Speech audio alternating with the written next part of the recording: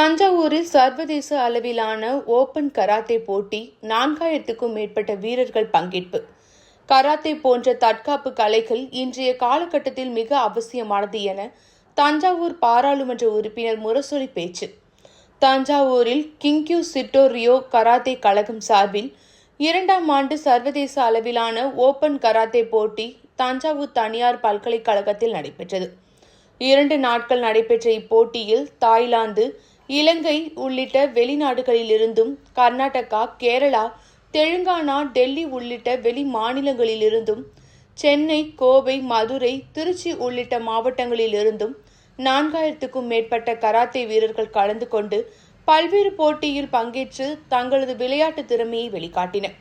இப்போட்டியில் வெற்றி பெற்றவர்களுக்கு தஞ்சாவூர் பாராளுமன்ற உறுப்பினர் முரசொலி சான்றிதழ்களையும் பரிசு கோப்பைகளையும் வழங்கினார்.